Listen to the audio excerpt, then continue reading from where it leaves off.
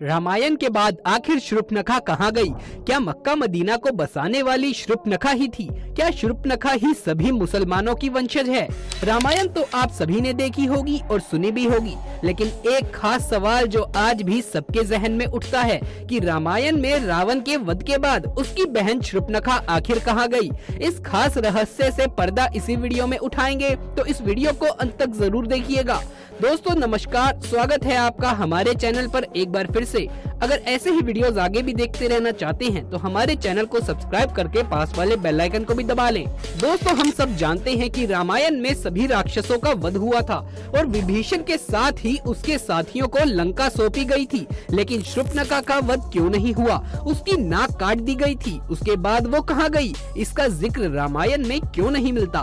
दोस्तों ये तो आप जानते ही हैं कि जब शूर्पणखा श्री राम से आकर्षित होकर उनके पास चली गई और कहने लगी कि वो उनसे प्रेम करने लगी है, लेकिन श्री राम ने मना कर दिया क्योंकि उन्होंने पहले से ही माता सीता से विवाह कर रखा था। ऐसे में वो लक्ष्मण की तरफ इशारा कर देते हैं कि आप मेरे छोटे भाई से पूछ सकती हैं। उसी समय लक्ष्मण भी शूर्पणखा को मना कर देता है। शूर्पणखा वापस श्री राम के पास जाती है और उसके बाद माता सीता के खिलाफ कई कटु वचन बोलती है और उनको मारने के लिए उनकी तरफ झपटती है। इतने में ही लक्ष्मण बीच में बचाव करते हुए शूर्पणखा की नाक को काट देते हैं। इसी आक्रोश में आकर वो रावण के पास जाकर सारा वाकया बताती है, जिसके बाद ही सीता हरण होता है। लेकिन इसके बाद रामायण में एक बार भी शूर्पणखा का जिक्र नहीं किया गया। आखिर वो इसके बाद गई तो गई कहाँ? हाल ही में एनिमेटेड मूवी या कहीं web series legend of Hanuman आपने डिज्नी हॉटस्टार पर जरूर देखी होगी। उसमें शूर्पणखा का जिक्र किया गया है, जहां कहा गया है कि प्रकृति माता द्वारा उसे बंदी बना लिया गया, लेकिन ये सरासर गलत है। कहा जाता है कि नाक कटने के बाद शूर्पणखा हर किसी के आपने अपना चेहरा छुपाने लगी। उसके सारे भाई धीरे धीरे कर भगवान श्री राम के हाथों मारे जा रहे थे। ऐसे में वो अपने आप का बचाव करती हुई दैत्य गुरु शुक्राचार्य के पास गई और जंगल में उनके आश्रम में रहने लगी। आपको बता दे, शुक्राचार्य जिन्हें असुराचार्य भी कहते हैं, वो भृगु ऋषि तथा दिव्य के पुत्र थे। राक्षसों का वंश समाप्त ना हो इसके लिए शुक्राचार्य ने शिव जी की आराधना की और उनकी तपस्या से प्रसन्न होकर भगवान शिव ने शुक्राचार्य को अपना स्वरूप यानी कि शिवलिंग दे दिया और उनसे कहा कि जिस दिन कोई वैष्णवी यानी भगवान विष्णु का अवतार या कोई भी जो भगवान विष्णु को मानता हो, अगर गलती से भी इसके ऊपर किसी ने गंगा जल चढ़ा दिया तो राक्षसों का सर्वनाश हो जाएगा।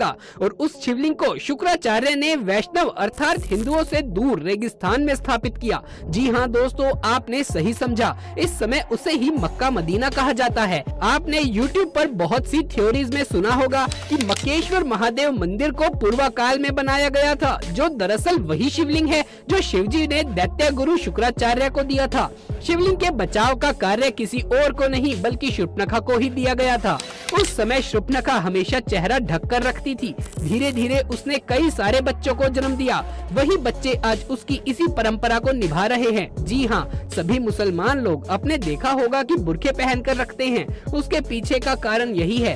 दोस्तों मक्का मदीना में जो मक्केश्वर शिवलिंग रखा गया है, उसके बचाव के लिए शूर्पणखा ने वहीं पर रहना शुरू कर दिया और उस स्थान को आज के समय में मक्का मदीना कहा जाता है, जहाँ पर हिंदुओं का जाना वर्जित है। साथ ही धीरे धीरे शूर्पणखा के कई सारी परंपराओं को भी निर्माण किया, जिसमें से एक है बुर्का पहनना, क्योंकि ये पहले से ही शूर्पणखा का नित्य था। जहाँ शूर्पणखा सिर्फ और सिर्फ आंखें ही दिखाती थी। इतिहास की माने तो साथ ही साथ हमारे ग्रंथों में भी ये लिखा गया है कि द्वापर युग के बाद शूर्पणखा के वंशज कालांतर में अब्राहिम धर्म के अनुयायी हैं और साथ ही इसीलिए शुक्रवार का विशेष महत्व है।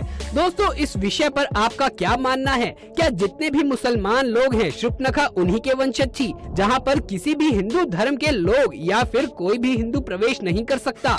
आपके क्या विचार हैं हमें कमेंट बॉक्स में जरूर बताइएगा। इन बातों में कितनी सच्चाई है ये तो हम नहीं जानते, पर इससे रिलेटेड जो भी बातें सामने निकल कर आई हैं उनको भी नजरअंदाज नहीं किया जा सकता। तो चलिए जानते हैं कुछ ऐसी बातों के बारे में जो प्रूव करती हैं कि मक्का में सचमुच शिवजी विराजमान है। इसीलिए पीएन ओक ने अपनी पुस्तक वैदिक विश्व राष्ट्र का इतिहास में बहुत विस्तार से लिखा है। इस पुस्तक के अनुसार मुस्लिम लोग काबा में जिस पत्थर को चूमते हैं वो शिवलिंग ही रही है। इसके अलावा प्रथम शताब्दी के आरंभ में रोमन इतिहासकार थोरन मैंसन ने ये लिखा था कि यहाँ इस देश में एक मंदिर है जो अरब वासियों का अत्यंत पूजनीय है। इस बात से वो बताना चाहते थे कि भगवान शिव का काबा में कोई न कोई प्राचीन जुड़ाव जरूर है।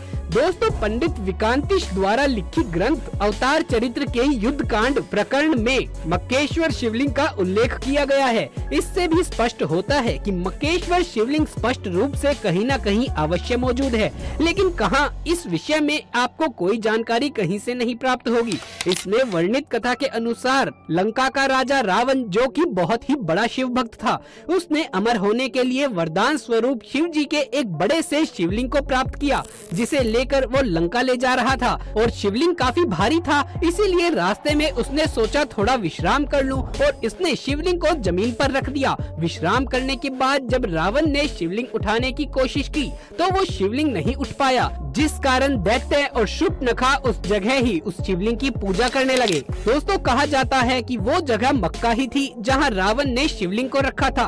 दोस्तों, आपने अक्सर ही देखा होगा कि जहां जहां शिवलिंग स्थापित है वहां कोई न कोई जलाशय अवश्य ही मौजूद होता है। और मक्का में भी काबा के पास एक पवित्र कुआं है।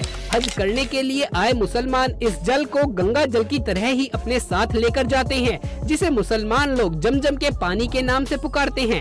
मक्का में शिवलिंग है या नहीं, ये स्पष्ट रूप से तो हम नहीं कह सकते, परंतु इस्लाम के धार्मिक चिन्ह, परंपराएं, रीति रिवाज और व्यवहार से ये अवश्य स्पष्ट होता है कि कहीं न कहीं मुसलमान वैदिक संस्कृति से जुड़े हुए हैं। मक्का में गैर मुसलमानों के प्रवेश पर पाबंदी का होना ये साबित करता है कि कोई न कोई डर मुसलमानों को जरूर है, क्योंकि पूरी दुनिया में ऐसा कोई और धर्म नहीं है जहाँ चर्च हो या मंदिर हो या गुरुद्वारा हो, हर जगह सभी धर्म के लोगों को प्रवेश करने की अनुमति होती है।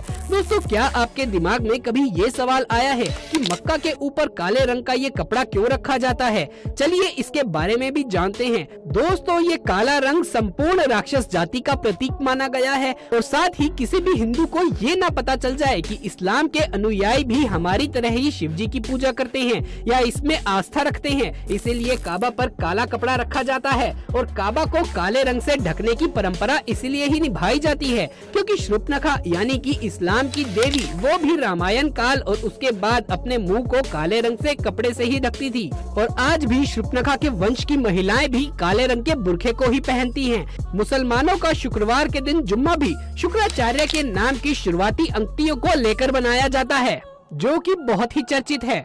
तो दोस्तों, ये थी हमारी आज की वीडियो। आपका इस पर क्या कहना है हमें नीचे कमेंट बॉक्स में जरूर लिखकर बताइएगा। अगर ये वीडियो आपको अच्छा लगा हो तो इसे एक लाइक करके अपने दोस्तों और रिश्तेदारों के साथ इसे ज्यादा से ज्यादा शेयर करें। आगे भी ऐसे ही वीडियोस देखते रहने के लिए हमारे चैनल को सब्सक्राइब करके पास वाले बेल आइकन को भी दबा लीजिए। जल्द मुलाकात होगी आपसे किसी अगली वीडियो में, तब तक के लिए आप सभी का